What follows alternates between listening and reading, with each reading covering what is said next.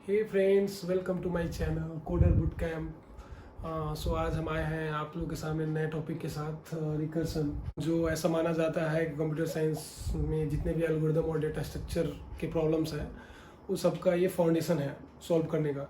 सो इसमें हम majorly 4 point discuss करने वाले हैं। सो पहला पॉइंट ये है कि रिकर्सन होता क्या है और ये काम कैसे करता है, और दूसरा किसी प्रॉब्लम को हम रिकर्सिवली कैसे सॉल्व कर सकते हैं, और तीसरा जो रिकर्सिव एल्गोरिदम है उसका स्पेस और टाइम कॉम्प्लेक्सिटी हम लोग कैसे कैलकुलेट करेंगे ये भी देखेंगे, और चौथा किसी एक एग्जांपल को लेंगे और उसको उस एग्जांपल को हम रिकर्सिवली सॉल्व करने की कोशिश करेंगे। सो पहला रिकर्सन होता है क्या? सो फ्रेंड्स, रिकर्सन किसी भी प्रॉब्लम को सॉल्व करने के लिए हमारे पास बहुत सारे अप्रोच होते हैं। तो एक ऐसा अप्रोच जिसमें फंक्शन अपने आप को कॉल करता है, तो ऐसे अप्रोच को हम रिकर्सन कहते हैं। तो आप आश्चर्य हो रहेंगे कि ये फंक्शन अपने आप को कैसे कॉल करता है, कैसे इम्प्लीमेंट करेंगे। सो इसमें ट्रिक ये है कि जब भी एक फंक्शन अपने आप को कॉल करता है तो हमारा प्रॉब्लम का साइज छोटा होते चला जाता है, और ये तब तक कंटिन्यू रहता है जब तक हम सब प्रॉब्लम को बिना रिकर्सन को हम सॉल्व कर सकते हैं, तब वहाँ पे हमारा रिकर्सन स्टॉप हो जाता है। सो रिकर्सिव होने के लिए और हमारा रिकर्सिव फंक्शन को इन्फिनाइट लूप में ना जाए, इसके लिए हमें 2 प्रॉपर्टीज होनी चाहिए। एक तो पहला प्रॉपर्टीज बेस केस। ये क्या होता है कि एक ऐसा पॉइंट जहाँ पे हम बिना रिकर्सन कॉल किए हुए भी हम आंसर ला सकते हैं, तो उस पॉइंट को हम बेस केस कहते हैं। और दूसरा होता है recurrence relation.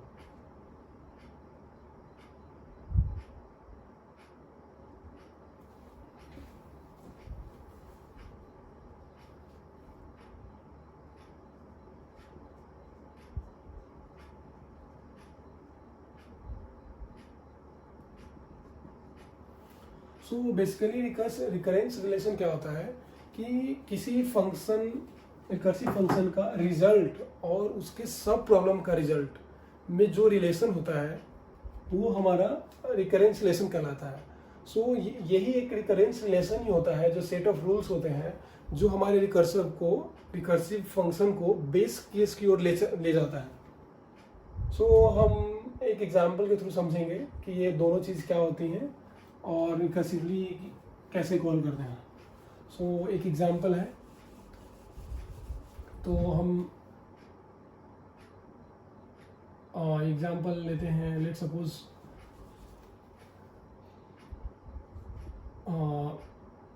Right a programme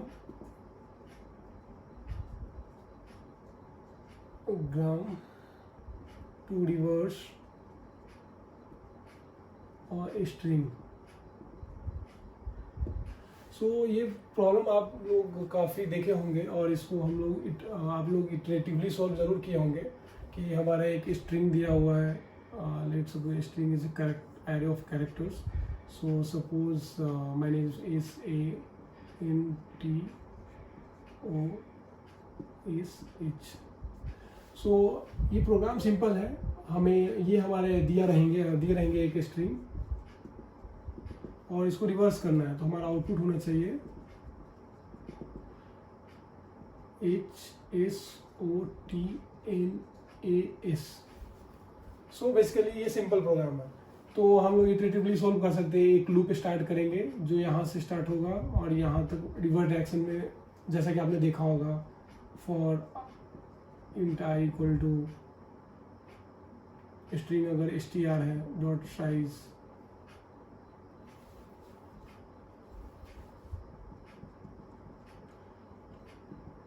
i greater equal 0 और i माइनस माइनस करके, और हम लोग प्रिंट करते थे प्रिंट str ऑफ i। तो ये क्या करता था, ये इटरेटिव तरीका है जिससे हम इसको रिवर्स कर सकते हैं। बट हम इसको रिकर्सिवली कैसे कॉल करेंगे? तो सपोज कीजिए हम एक फंक्शन डिफाइन कर रहे हैं यहाँ पे, जो जिस फंक्शन का नाम होगा reverse let's suppose reverse function का नाम है रिवर्स स्ट्रिंग। एक रिवर्स स्ट्रिंग हमने डिफाइन किया और उसमें इनपुट है स्ट्रिंग जिसका नाम हम str दे रहे हैं। वो क्या है, एक एरे ऑफ कैरेक्टर्स है, n तक जा रहा है। ये पैरामीटर पास है, स्ट्रिंग है जिसमें इंडेक्स 0 से लेकर के n है। तो ये फंक्शन ही हमारा इस प्रोग्राम को सॉल्व कर सकता है अपने आप को कॉल करते हुए। सो रिवर्स स्ट्रिंग एक फंक्शन है जिसमें हम एक पैरामीटर पास किए स्ट्रिंग जिसका नाम str है, जिसमें इंडेक्स 0 से लेकर के n-1 तक है। तो हम लोग पहला क्या करेंगे, सबसे पहले हम फिर से इस फंक्शन को कॉल करेंगे रिवर्स स्ट्रिंग, और इस बार हम क्या कर रहे हैं इसमें str ऑफ 0 मतलब होगा पहला कैरेक्टर, फर्स्ट कैरेक्टर। ये एक कैरेक्टर को रिप्रेजेंट करता है। तो हम सबसे पहले क्या करेंगे कि हम बोलेंगे पहले इसको रिवर्स करो और फिर लास्ट में इसको ऐड कर देंगे। तो यही बात होगी कि इसको हम प्रॉब्लम को ब्रेक कर रहे हैं दो पार्ट में। सबसे पहले हम क्या करें, इसको आप रिवर्स कर दो। अगर ये रिवर्स हो गया और ये हम लास्ट में ऐड कर देंगे तो हमारा पूरा अपने आप में रिवर्स हो जाएगा। तो हम क्या करें, पहले एक को छोड़ दो और बाकी को रिवर्स करो। तो मतलब फिर से एक फंक्शन हमारा काम ही करता था रिवर्स करने का। तो हमने क्या किया, इस प्रॉब्लम को छोटे प्रॉब्लम में कन्वर्ट कर रहे हैं। तो छोटा प्रॉब्लम हमारा अब क्या हो जाएगा, दूसरा str ऑफ 1 से लेकर के n-1।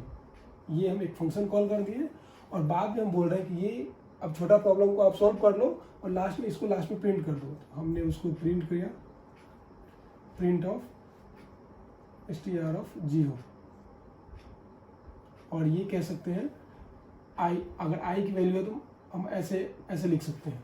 मैंने 0 को प्रिंट किया, जो फर्स्ट स्थान पर जो भी एरे है उसका पहला स्थान को हम प्रिंट कर रहे हैं।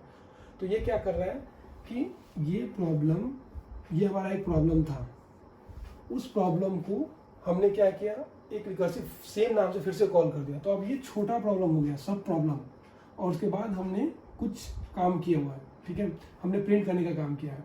तो ऐसे हम इस प्रॉब्लम को कर सकते हैं। तो इसमें आपने एक चीज़ देखा, ये हमारा, और ये हमें रुकना कहाँ है। तो ये चीज़ हमें इसमें मिस है कि हम रुकेंगे कहाँ पे। हम अगर एक फंक्शन कॉल करते चला जाए तो इनफाइनाइट नंबर में जा सकता है, तो ये रुकेगा कहाँ पे।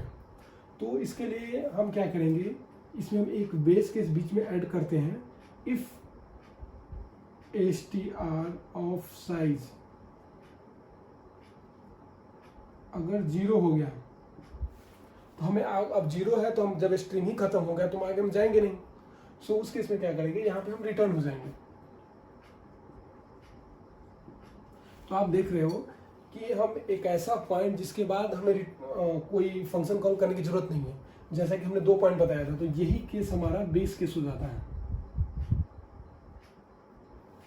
और आपने देखा एक फंक्शन जब दूसरे फंक्शन को कॉल किया तो एक छोटा प्रॉब्लम आगे फॉरवर्ड हुआ।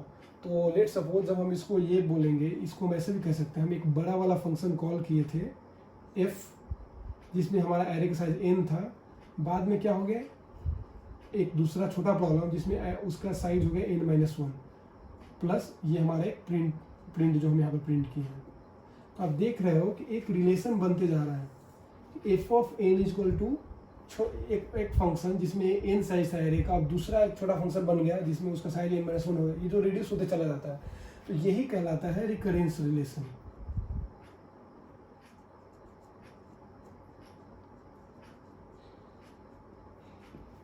ये रिकरेंस कहलाता है। ये तो आपने देख लिया कि हम इस प्रॉब्लम को रिकर्सिवली कैसे सोल्व करेंगे। सो ये क्या करेगा, अब इसको हम अगर ट्रेस करना चाहें तो हम देखिए रिकर्सिव को कैसे ट्रेस करते हैं। तो हम लोग इसमें दूसरा पॉइंट भी कवर कर लिए कि प्रॉब्लम को रिकर्सिवली कैसे सॉल्व करेंगे, और तीसरा point how to analyse space and time complexity. तो चलिए फ्रेंड, हम इस एल्गोरिथम को सबसे ऊपर लिख देते हैं और फिर हम इसको ट्रेस करेंगे कि स्पेस और टाइम कॉम्प्लेक्सिटी कितना ले रहा है। सो हम लोग एक नीट एंड क्लीन कोड देखेंगे, लिखते हैं, उसके बाद हम उसका टाइम कॉम्प्लेक्सिटी कैलकुलेट करेंगे। सो एक कोड इसी को हमने आपको बताया था, एक फंक्शन जो था रिवर्स स्ट्रिंग,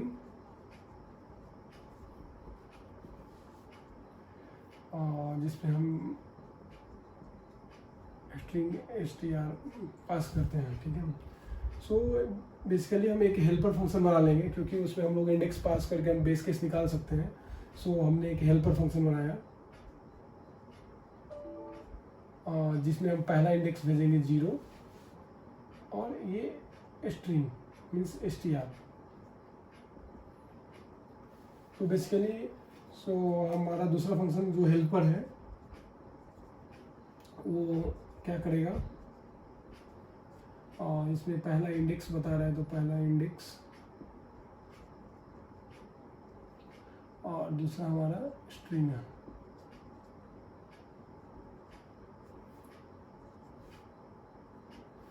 इसमें हम इजीली बेस केस निकाल सकते हैं। अगर हमारा इंडेक्स अगर स्ट्रिंग के साइज के बराबर हो जाए, मतलब इंडेक्स 0 से स्टार्ट होकर के एंड तक चले जाए, तो वहाँ पे हमारा प्रोग्राम टर्मिनेट हो जाना चाहिए। तो index is equal to str.size हो गया। तो इस केस में हमें कुछ नहीं करना है, यहाँ से रिटर्न हो जाना है। और उसके बाद क्या करना है, बेस केस लिख दिया, उसके बाद हमें एक रिकर्सिव फिर सेम फंक्शन अपने आप को कॉल करेगा। तो एक फंक्शन बना लिया हेल्पर, फिर से इसको कॉल किया विथ, अभी हमने i इक्वल टू जो 0 प्रिंट किया उसके आगे वाले प्रिंट करना है। तो हम यहाँ पे 1 प्लस इंडेक्स और ये स्ट्रिंग और लास्ट में हम प्रिंट कर रहे हैं इंडेक्स वाले को। सो str ऑफ इंडेक्स, ये कंप्लीट कोड हो गया। हमने इसमें क्या किया, हम इंडेक्स 0 से शुरू कर रहे हैं। अभी हमने क्या किया, अभी इंडेक्स यहाँ पे 0 पास किया था। तो एग्जांपल लेते हैं यहाँ पे। आप देख सकते हैं। हमने क्या किया, एक हेल्पर फंक्शन कॉल किया जिसमें इंडेक्स 0 पास किया। इसलिए ऐसा किया क्योंकि हमारा ये स्ट्रिंग है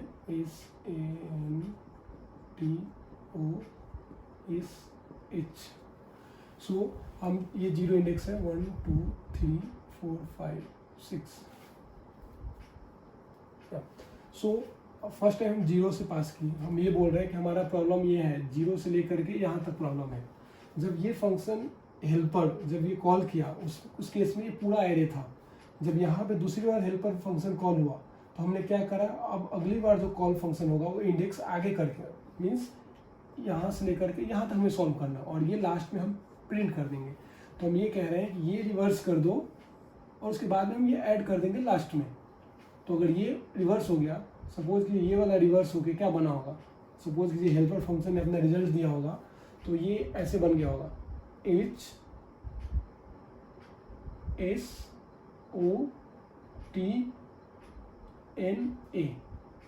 तो ये हमारा सब प्रॉब्लम था। और लास्ट में हम बोल रहे हैं कि जो यहाँ पे सी आउट लिख रहे हैं लास्ट में हमें ये प्रिंट कर दो।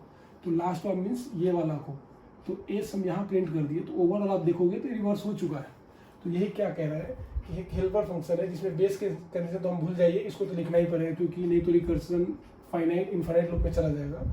उसके बाद एक सेम फंक्शन जो अपने आप को कॉल कर रहा है विथ एक इंडेक्स आगे, ताकि क्योंकि एक प्रॉब्लम पूरा है तो हमें छोटा करना है। तो एक इंडेक्स पहले वाले को कैरेक्टर को छोड़ करके तो बाकी जो प्रॉब्लम बनेगा एरे का वो ये हेल्पर फंक्शन में पास कर रहा है और लास्ट में इसको प्रिंट कर रहा है।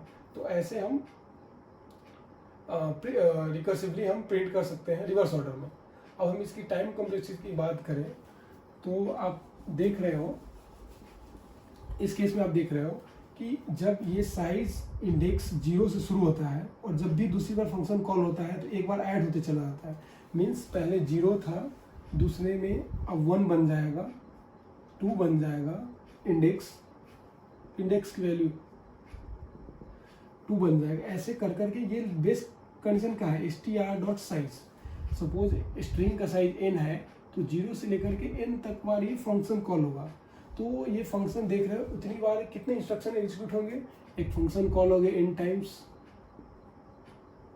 प्लस जितनी बार टाइम्स है उसमें एक सी आउट प्रिंट होगा उतनी कॉल में। तो प्रिंट हो गया, प्रिंट करने में एक 1 टाइम लगेगा, हर बार एक बार प्रिंट होगा। ठीक है। तो ओवरऑल अगर टाइम कॉम्प्लेक्सिटी की बात करें तो कि एक फंक्शन के लिए n बार इसको फंक्शन कॉल करना पड़ रहा है और n बार प्रिंट भी करना रहा है। तो ओवरऑल हम टाइम कॉम्प्लेक्सिटी की बात करें तो टाइम कॉम्प्लेक्सिटी हमारा हो जाएगा ऑर्डर ऑफ n, अगर स्ट्रिंग की साइज n है तो। और बाकी और भी केसेस है, ये तो सिंगल रिकर्सिव कॉल है इसलिए हमारा n आ गया। बाकी बहुत सारे एग्जांपल हैं जिसमें हमारा जो रिकर्सिव कॉल होता है एक नहीं मल्टीपल होते हैं, तो उस केस में हम लोग डिस्कस करेंगे अगला जब एग्जांपल लेंगे उस केस में। सो अभी हम टाइम, इस केस में तो ऑर्डर ऑफ n लग जाएगा। और जब हम स्पेस की बात करते हैं, जब स्पेस कॉम्प्लेक्सिटी की बात करेंगे तो इसमें सीधा से दिख रहा है कि अगर हम फर्स्ट लुक में इस प्रॉब्लम को देखें तो इसमें हमें स्पेस सीधा दिख ही नहीं रहा है, कहाँ पे कहीं भी हमने कोई वेरिएबल डिक्लेयर किया है या एरे डिक्लेयर किया है। तो फर्स्ट लुक में इसमें कुछ भी टाइम कॉम्प्लेक्सिटी नहीं लग रहा है, सीधा ऑर्डर ऑफ 1 ही लग रहा है इसमें देखा जाए तो।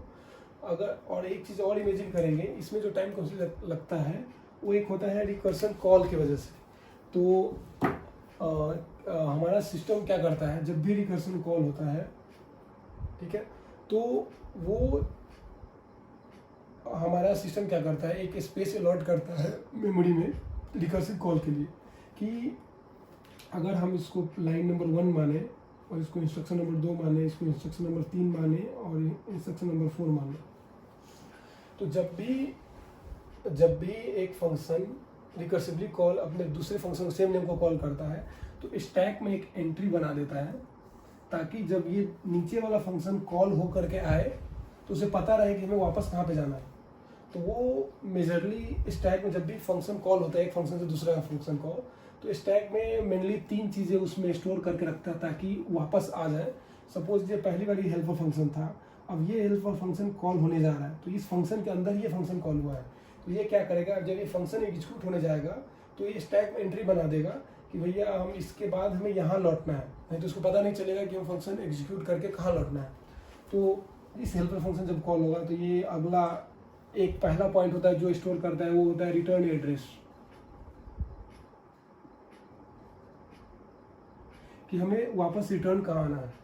और दूसरा, जब ये फंक्शन चल रहा था, जिस फंक्शन में से उसको फंक्शन कॉल किया, उस टाइम लोकल वेरिएबल क्या क्या थे, लोकल वेरिएबल। और तीसरा, जब इस फंक्शन में से ये फंक्शन कॉल हुआ है अपने आप को, उस समय इसमें पैरामीटर क्या क्या थे। तो पैरामीटर सपोज कीजिए इंडेक्स थे और स्ट्रिंग था। तो ये सब चीज़ें एक फंक्शन कॉल, ये स्टोर करके तभी इस फंक्शन को कॉल करेगा दूसरे फंक्शन को, ठीक है। क्योंकि जब ये फंक्शन लौटेगा तो उसको पता होना चाहिए, वो स्टैक में दिखेगा कि हमें रिटर्न कहाँ होना है। तो ऐसे हर फंक्शन एक अपना एंट्री बनाता है और जब ये फंक्शन हो जाता है तो ये सिस्टम अपने आप ये मेमोरी रिलीज कर देता है। तो पहली बार हेल्पर फंक्शन किया होगा तो यहाँ पे एंट्री बनाया होगा, तो ये दूसरा फंक्शन में गया होगा, फिर दूसरा फंक्शन से फिर हेल्पर कॉल हुआ तो फिर यहाँ पे एंट्री बनाया होगा, फिर यहाँ पे। तो ऐसे कर के जब ऐसा केस पहुँचेगा जहाँ पे हम बेस केस तक पहुँचे, वहाँ से हमें कोई रिकर्सन कॉल नहीं हुआ है, तो वापस इस स्टैक में से पॉप होते चले जाएगा। अच्छा, यहाँ के बाद हमें ये वाला पॉप करो और कौन से एड्रेस पे जाना है बताओ, तो यहाँ आना है। फिर उसके बाद सी आउट को प्रिंट करेगा, फिर दूसरी बार बोलेगा ये जॉब डाउन हो गया तो इसके बाद कहाँ लौटना है, तो स्टैक फिर पॉप करेगा, फिर दिखेगा हमें क्या। तो इस सीक्वेंस में ये पॉप होते चला जाता है और एक टाइम आता है कि पूरा स्टैक खाली होता है, मतलब हमारा सारा कॉल कंप्लीट हो गया। तो आप देख पा रहे हो कि जब भी रिकर्सन इंटरनली कॉल हुआ है तो स्टैक में एंट्री बनाया, तो ये भी तो मेमोरी में स्पेस ले रहा होगा। तो हर केस में कितनी बार एंट्री कर रहा होगा, हर एक इंडेक्स के लिए एक फंक्शन कॉल हो रहा है। तो ऐसे केस में हमारे पास n बार फंक्शन कॉल हुआ होगा, n टाइम्स। सो हम इस केस में स्पेस कॉम्प्लेक्सिटी की बात करें in terms of big O, so space complexity भी हमारा अभी इस केस में भी ऑर्डर ऑफ n ही होगा, क्योंकि n टाइम्स ये एंट्री बन रहा है। अगर हम एक एंट्री को ऑर्डर ऑफ 1 सपोज करें कि इसमें एक एंट्री बनाने में ज़्यादा स्पेस नहीं लगता है, तो हमारा n बार कॉल हुआ है तो ऑर्डर ऑफ n इसको बोल देंगे बिग O नोटेशन के केस में, कि स्पेस में हमारा ऑर्डर ऑफ n ही लगेगा। तो ऐसे हम स्पेस कॉम्प्लेक्सिटी एनालाइज करते हैं, क्योंकि जो हमें दिखता नहीं है बट स्पेस ये रिजर्व किया है, वो कहाँ किया है। तो हम जब जानते हैं कि एक फंक्शन जब दूसरे फंक्शन को कॉल करता है तो वो एक एंट्री बनाता है स्टैक में, वो उसको हम स्पेस कॉम्प्लेक्सिटी में कंसीडर करते हैं। तो फ्रेंड ऐसा एग्जाम्पल हम नेक्स्ट लेक्चर में लेके आ रहे हैं रिकर्सन से related. Please do like and subscribe if you found anything interested, and stay tuned for next camp.